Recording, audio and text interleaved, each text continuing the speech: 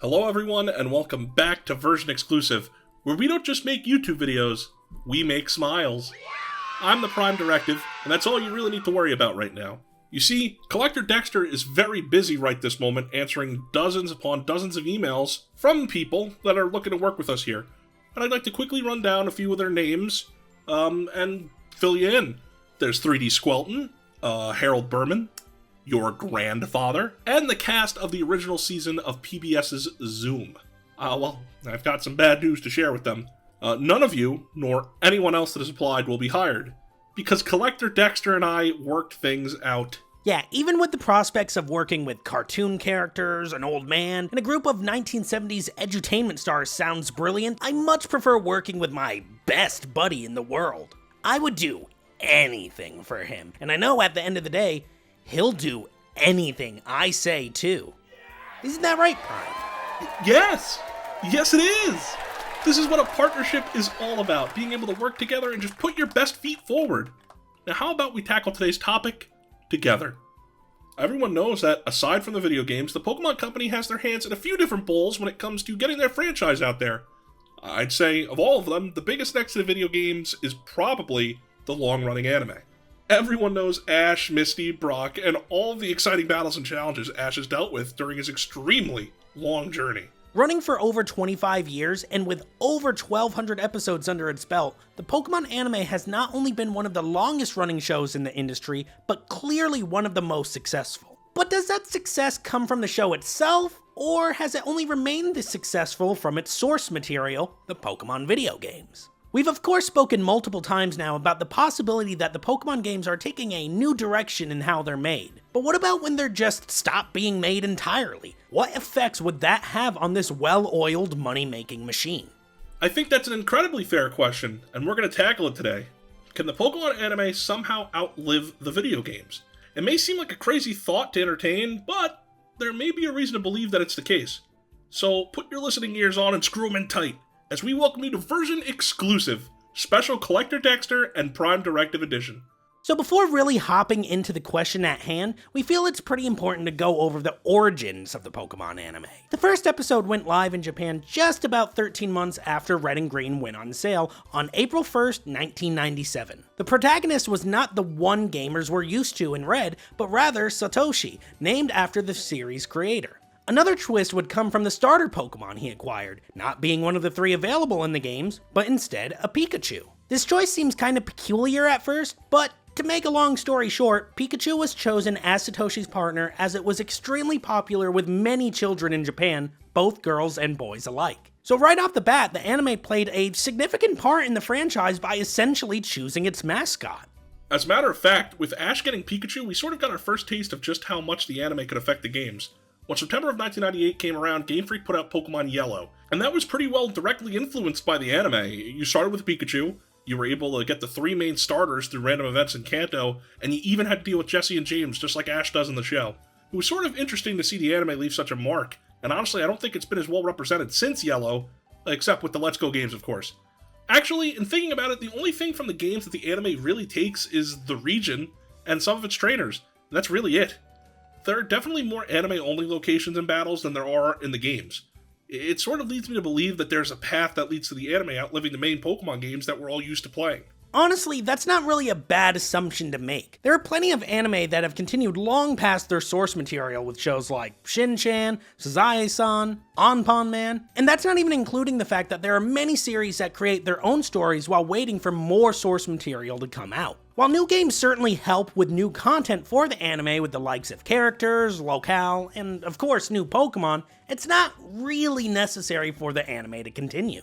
Satoshi does his own thing completely outside of the scope of the games all the time, traveling to anime-exclusive locations, meeting completely original characters, and sometimes not even seeing any brand new Pokemon for episodes at a time.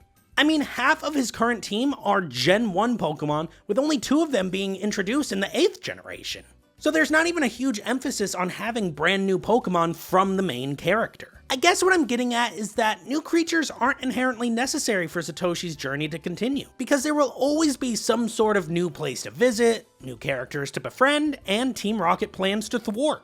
You hit the nail on the head there. They've already established so much in the series that is completely independent from the games. I mean, if we take a look at Lugia, it was actually created by the anime team for the Pokemon The Power of One movie. That's right, they actually created a Pokemon for the anime and it was never intended for the games. But boy, did that change very, very quickly. The legend of Lugia is pretty well documented from box art legendary to spin-off icon, and the anime is completely to thank for that. So while it's only one instance, there's officially some precedent to believe that the anime is capable of creating Pokemon of their own, on top of the over 1,000 we're going to end up with after Scarlet and Violet. Collector Dexter really brought up a fantastic point too. Look at all of these manga that have anime adaptations that continued long after the end of said manga. Then, when you look beyond even that, you realize that there would still be a huge reason for the anime to exist, pushing the continued merch that would still be made long after any hypothetical ending to the video games. Actually, Prime, I have to clarify something here. It wasn't the entire team that made Lugia, but rather the head writer Shudo-san. I just thought it was necessary to let you know that. Shut up! Shut up! Shut up! Shut up! Shut up!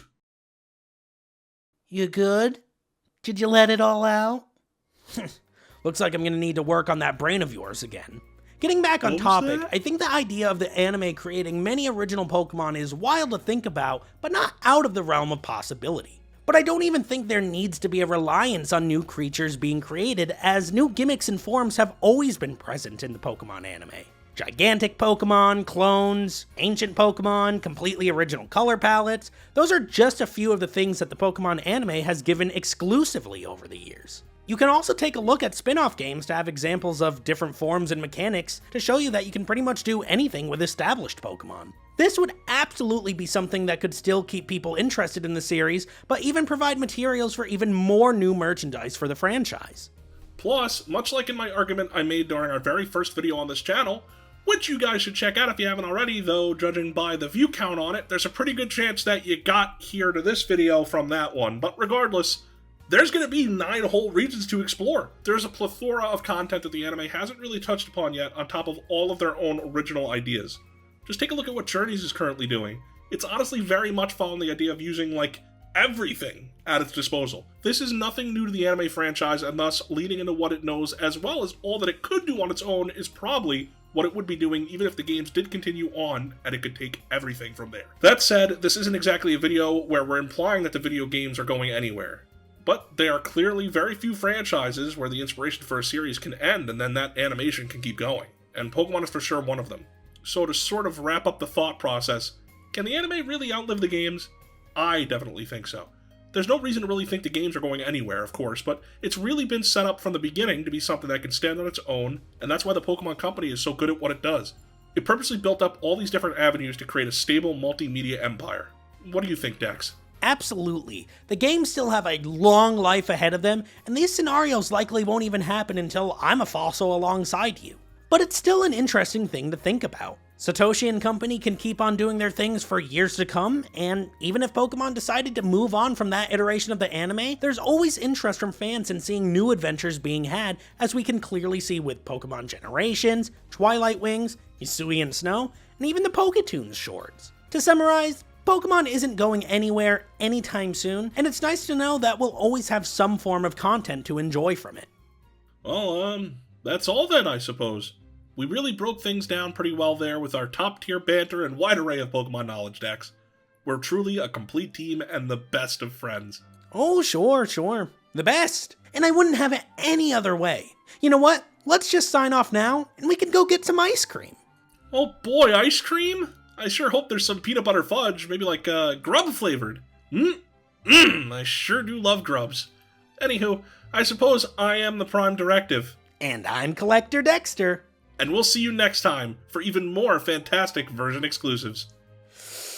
Alright, that does it. Wanna head out to the car? Oh, sure. I'm driving.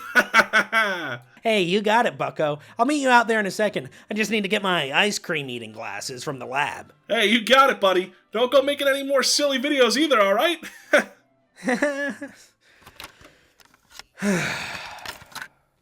Journal entry 92006. The The Prime Directive is showing signs of subservience with occasional bursts of aggression, pointing towards a rewire failure. To adjust this, I'm going to need to open the subject's carapace after a sedative ice cream is consumed. What was that?